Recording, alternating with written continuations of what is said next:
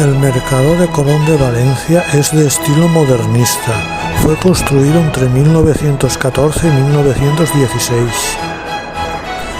Durante casi 90 años fue un mercado de alimentación para la clase burguesa que vive en el ensanche de Valencia.